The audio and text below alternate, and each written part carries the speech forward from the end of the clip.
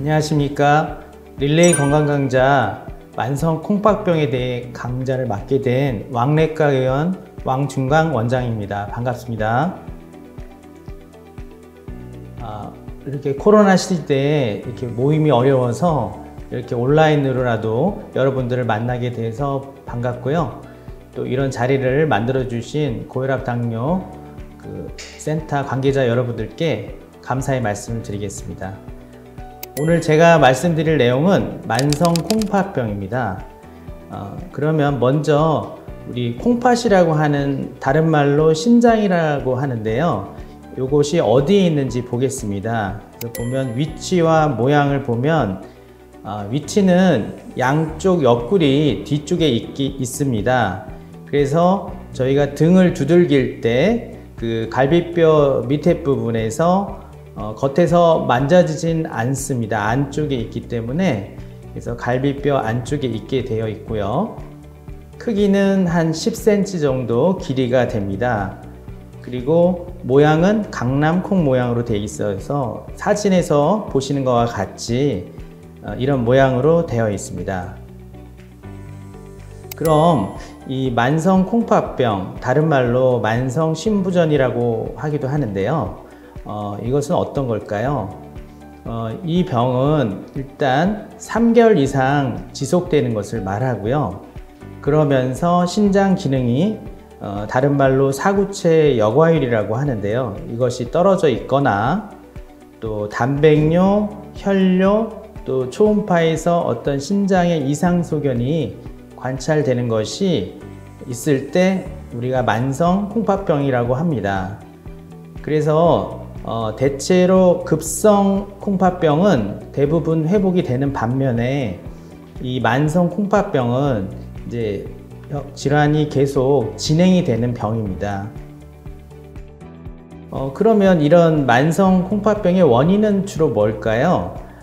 이 그래프에서 보시면 노란색으로 이렇게 올라가는 그래프 모양이 보입니다. 이것은 1985년도부터 2019년까지 그 원인을 분석을 한 것인데요.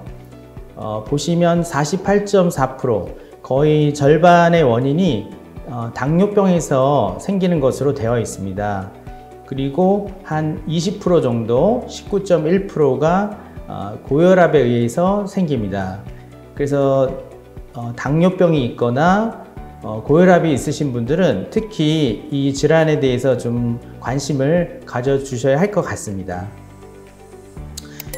그렇다면 이런 만성 콩팥병이 의심되는 증상이 있을 텐데요. 첫 번째는 부종이라 그래서 붓는 증상이 생기게 됩니다. 그래서 주로 이쪽 다리 쪽에 많이 붓게 되는데요. 그렇지만 이 붓는다고 해서 모두가 다 콩팥병은 아니고요. 그 외에도 많은 질환들이 있습니다. 그래서 혈액순환 장애가 있다든지 갑상선 질환이 있다든지 심장 질환, 빈혈, 그 다음에 어떤 약물을 안 먹다가 먹게 됐을 때 일시적으로 부을 수도 있고 또 여기서 나온 신장 질환으로 인해서 부을 수도 있게 됩니다. 그래서 붓는다고 했을 때 무조건 신장에 병이 있다고 생각하지 마시고 일단 진료를 보셔서 이런 병들 중에 어떤 것들이 있는지 확인을 해보야 하셔야 될 것 같습니다. 두 번째로 또 의심되는 증상은 단백뇨가 있습니다. 단백뇨가 뭐냐면 우리 소변에서 단백질이 빠져나가는 현상인데요. 원래는 소변에는 단백질이 빠져나가면 되진 않거든요. 근데 이런 신장에 이상이 생겼을 때 소변에 단백질이 빠져나가게 됩니다. 그것을 저희가 단백뇨라고 하는데요. 그런데 이제 우리가 눈으로 보이는 것은 아니기 때문에 의심 가는 증상이 있습니다. 그래서 소변을 볼 때 소변에 거품이 많으면 거품뇨라고 하는데요. 이것이 있으면 단백뇨를 일단 의심을 해봐야 됩니다. 그래서 요럴 때 단백뇨가 만약에 있다 하면 이것은 신장 이상의 아주 초기의 신호가 되기 때문에 초기에 바로 치료에 들어가야 하고요. 그리고 이것이 왜 중요하냐면 단백뇨의 양이 그 병의 경중을 판단하게 되는데 지표가 됩니다. 그래서 단백뇨가 많은 분들은 향후에 신장 기능이 나빠질 가능성이 높고요. 단백뇨가 나오지 않는 분들은 그래도 비교적 그 신장 기능을 유지할 가능성이 높습니다. 그래서 그것을 판단하는데 저희가 알 수가 있고요. 또 저희가 단백뇨를 치료하면서 신장이 좋아지는지 알 수 있는 어떤 치료의 지표가 되기 때문에 이 단백뇨가 굉장히 중요합니다. 그런데 이 소변에 거품이 있다고 해서 무조건 다 단백뇨는 아니고요. 보통 우리가 변기의 소변을 봤을 때 30분 이상 거품이 꺼지지 않을 때 일단 단백뇨를 의심하게 됩니다. 평소에 그냥 거품이 있다가 금방 사라지는 경우는 보통 이제 음식물에 의한 단 음식을 좀 많이 먹었을 때 거품이 일시적으로 생길 수가 있습니다. 그래서 그런 것들과 달리 여기서 말씀드리는 단백뇨는 30분 이상 변기에서 거품이 꺼지지 않는 그런 뇨가 있을 때는 의심을 해봐야 됩니다. 그리고 이제 이런 비교적 초기 증상 외에 좀 더 진행된 증상들이 있는데요. 지금 그림에서 보는 것과 같이 구토라든지 오심, 미식거림, 그 다음에 가슴 통증, 그리고 굉장한 피로감, 그 다음에 전신의 가려움증, 이런 것들이 이유 없이 생길 때 이게 만약에 하루 이틀이 아니고 좀 장기적으로 지속이 된다면 이런 요독증을 의심해서 반드시 신장 검사를 해보셔야 합니다. 이제 그렇다면 우리 이 만성 콩팥병을 어떻게 진단하게 될까요? 일단은 병원에 가셔야 하는데요. 일단 병원에 오시면 혈액 검사와 소변 검사를 통해서 알 수가 있습니다. 그래서 혈액 검사는 저희가 신장 기능을 검사하는 것인데요. 다른 말로 해서 사구체 여과율이라고 합니다. 그래서 혈액으로 노폐물을 저희가 측정을 해서 이 신장 기능을 알 수가 있고요. 두 번째로 아까 말씀드린 단백뇨는 소변 검사를 통해서 알 수가 있는데 하루에 보통 150mg 이상 나오게 되면 우리가 단백뇨가 있다고 얘기합니다. 단백질이 소변에서 아예 안 나오는 것은 아니고요. 소량은 다 누구나 나옵니다. 하지만 양이 많을 때 우리는 단백뇨라고 하게 됩니다. 그러면 아까 말씀드린 사구체 여과율, 신장 기능은 우리가 혈액 검사에서 크레아틴이라는 것을 이용하게 되는데요. 이 말이 좀 어려운데 쉽게 말씀드려서 노폐물입니다. 그래서 노폐물인 크레아틴을 이용해서 그림에 보듯이 자신의 나이와 그 다음에 몸무게, 그 다음에 이 크레아틴이라는 노폐물 수치를 입력하면 본인의 사구체 여과율을 이렇게 계산도 해볼 수가 있는데요. 이것은 저희 핸드폰에서 앱으로 무료로 다운받아서 누구나 할 수 있는 그런 앱이 있습니다. 그래서 참고하셔서 본인의 크레아틴 수치만 아시면 사구체 여과율을 알 수 있게 됩니다. 그러면 이런 사구체 여과율을 통해서 우리 이 만성 콩팥병의 단계를 알 수가 있는데요. 크게 저희가 1단계에서 5단계까지 구분이 됩니다. 그래서 1단계라 하는 것은 사구체 여과율이 90 이상인 콩팥 기능이 정상 상태이고요. 콩팥 기능은 정상이지만 단백뇨가 있다든지 신장의 모양이 이상이 있다든지 혈뇨가 있다든지 이런 단계가 바로 1단계가 됩니다. 그래서 1단계에서는 특별한 합병증은 생기지 않고 지속적인 관리가 필요한 단계고요. 2단계로 가면 우리가 60에서 89 사이인데 신장 기능이 가볍게 떨어져 있는 상태고 이럴 때는 식이 조절과 또 여러 가지 약물 치료를 시작할 수 있는 단계입니다. 그리고 3단계는 30에서 59 사이 중증도의 기능이 감소된 상태라고 말씀드릴 수가 있고요. 여기 3단계에서부터는 여러 가지 합병증들이 생길 수가 있습니다.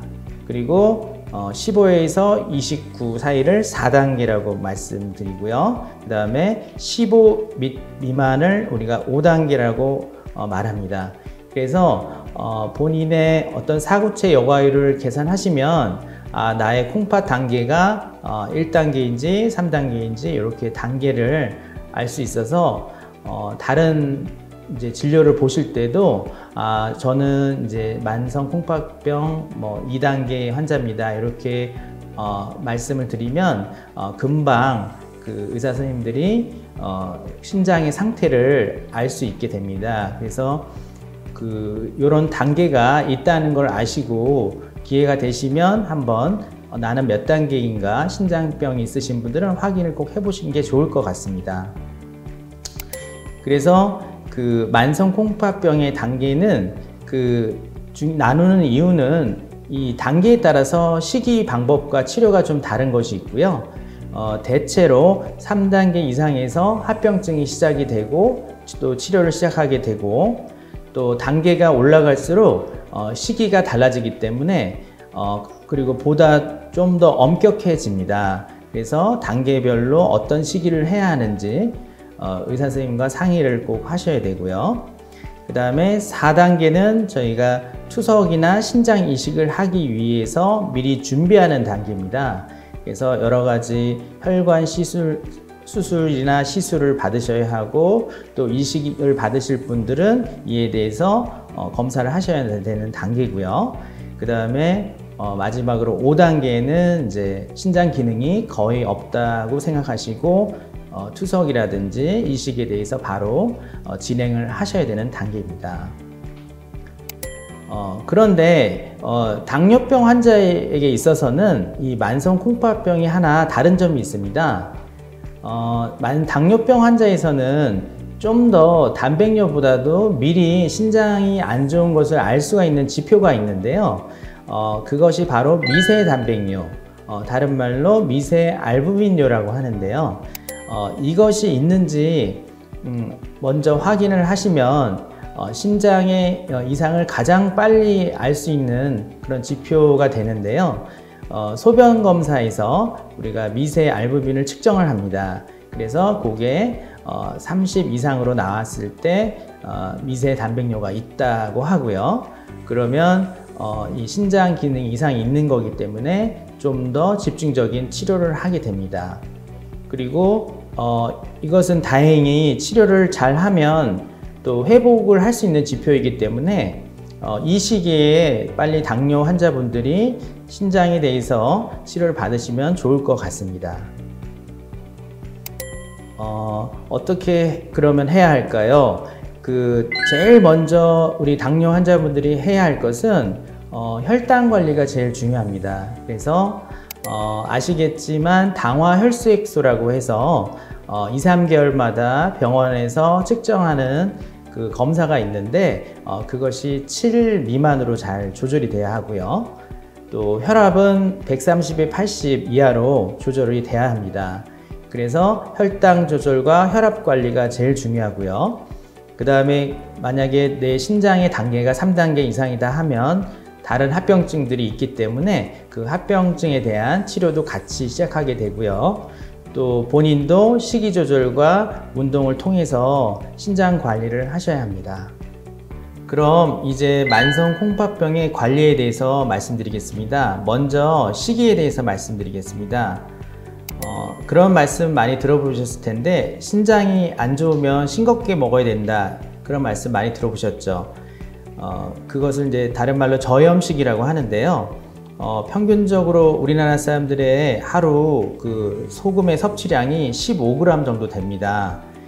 그런데 저염식이라고 하는 것은 세계보건기구에서 하루에 5g 이내로 권장을 합니다. 그럼 과연 소금 1g이 어느 정도 되는 양이냐면 우리가 소금이나 간장, 케찹, 마가린 등으로 나타내면 그림에 보듯이 작은 숟갈로 반 숟갈이나 하나에서 2숟갈 정도가 1g에 해당이 됩니다. 그래서 이런 정도의 양념이 1g이니까 그거를 대중하셔서 음식 하실 때 도움이 됐으면 합니다.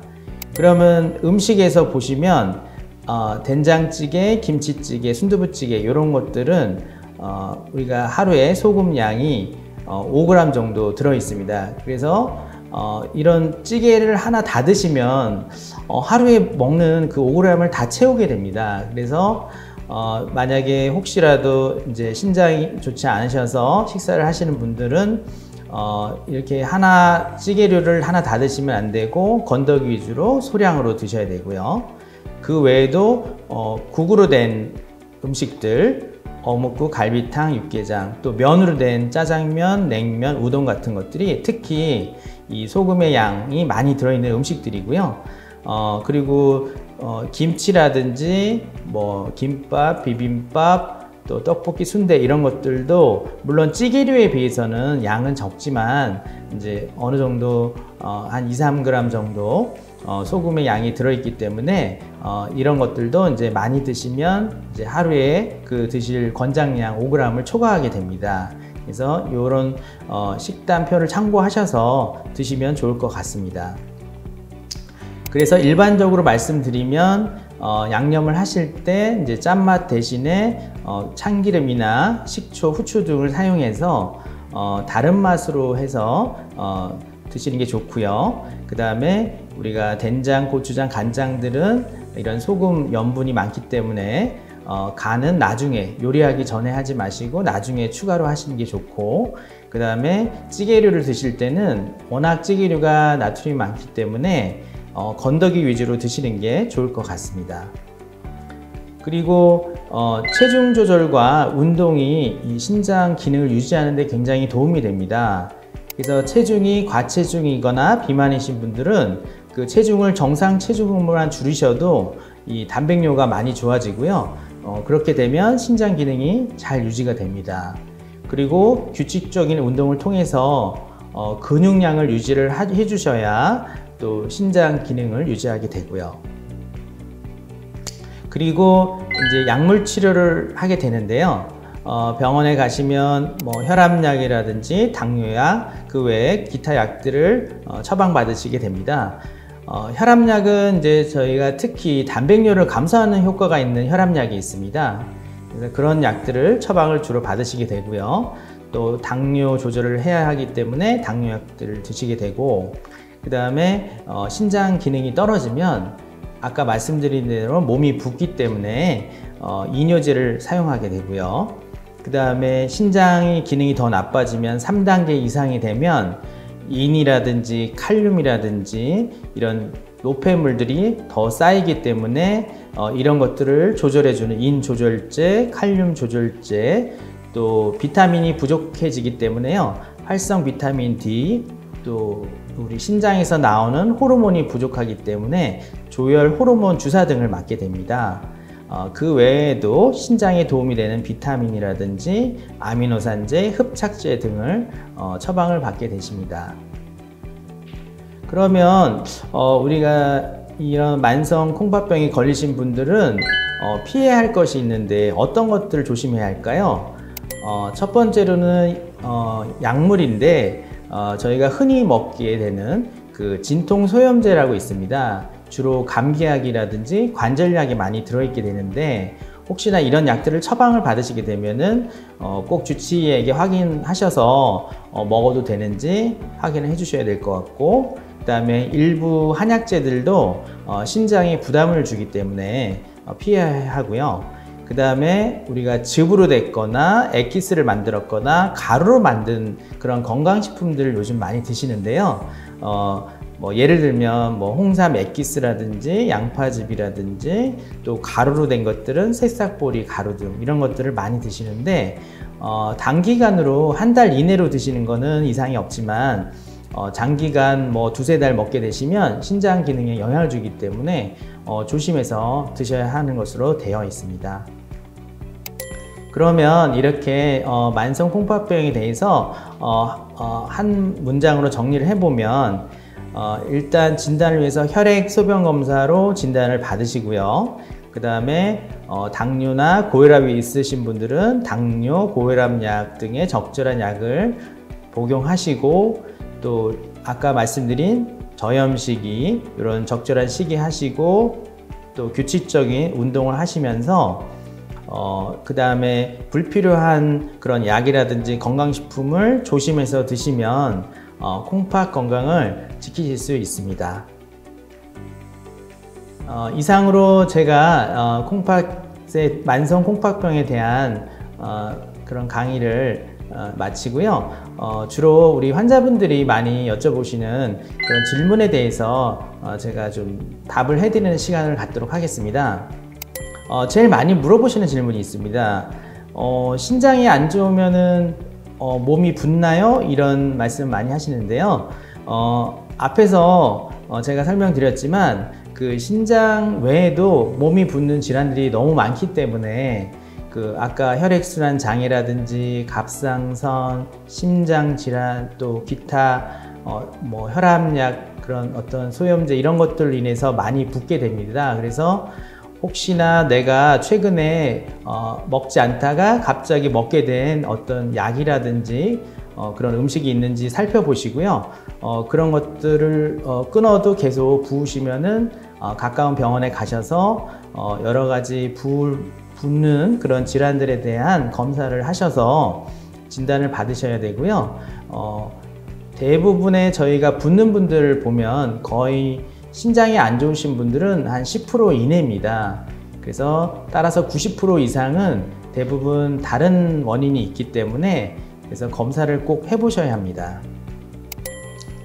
그리고 아까 제가 단백뇨가 신장 예후에 굉장히 중요하다고 말씀을 드렸는데요. 소변에 이제 거품이 있으면 단백뇨가 있는 건가요? 하는 질문들을 많이 하십니다. 그래서 소변에 저희 거품은 가끔가다 흔히 다들 있기 때문에 그것을 이제 어떤 질환으로 오인을 하게 되는데요. 실제로 병이 있는 우리가 거품료는 아까 말씀드린 대로 30분 이상 오래 지속이 되고요. 그리고 거의 매일 거품이 생기게 됩니다. 그렇지만 그 외에 일시적으로 생기는 거품료들은 단 음식을 좀 많이 드셨다든지 몸이 좀 피곤했다든지 아니면 물을 너무 적게 먹었다든지 했을 때 일시적으로 하루 이틀 나올 수 있는 그런 것들은 또 질환이 아니기 때문에 정확한 것은 일단 의심이 되시면 병원에 가셔서 꼭 소변 검사를 해보셔서 확실하게 단백뇨가 있는지 없는지를 확인을 해보시는 게 제일 좋을 것 같습니다. 그리고 이제 마지막으로 이제 세 번째 질문인데요. 신장에 좋은 음식이나 약이 따로 없나요? 이런 질문들을 제일 많이 하십니다. 제가 이제 진료를 보다 보면 환자분들이 만약에 신장이 안 좋다는 그런 만성 콩팥병 진단이 나오게 되면 그 다음 하시는 말씀이 그럼 저는 좋은 음식, 약을 어떤 걸 먹어야 되죠? 이런 걸 많이 물어보십니다. 하지만 죄송스럽지만 딱히 좋은 음식이 있는 건 아닙니다. 그리고 약도 오히려 잘못 드셨을 때는 신장이 나빠지게 되기 때문에요. 그래서 비교적 신장 기능이 정상이신 분들은 약에 대해서 크게 조심할 필요가 없지만 특히 신장 기능이 좀 진행이 되신 분들은 3단계 이상 진행되신 분들은 이런 혈압약, 당뇨약, 고지혈증약, 이런 일부 혈전제 등을 이제 병원에서 처방을 받게 되는데 그 외에 어떤 건강식품이나 진통소염제 이런 것들은 더 안 좋기 때문에 그래서 꼭 병원에서 확인하셔서 합병증이 있으시면 또 합병증에 대한 이런 칼륨 흡수 억제제, 아미노산 제제, 조혈제 주사 등 이런 것들을 맞으시면 되고요. 불필요한 어떤 건강식품이나 약은 오히려 신장에 안 좋다고 생각하셔야 됩니다. 그래서 저는 오히려 거꾸로 덜 먹고, 그러니까 건강식품을 덜 먹고 또 약을 덜 먹는 것이 신장을 보호하는데 더 도움이 된다, 이렇게 말씀을 드리고 있습니다. 오늘 이상으로 제가 강좌와 질문들에 대해서 좀 답을 드렸는데요. 여태까지 이렇게 온라인으로나마 경청을 잘 해주셔서 감사드리고요. 다음에 또 이런 좋은 기회가 있을 때 다시 뵀으면 좋겠습니다. 예, 감사합니다.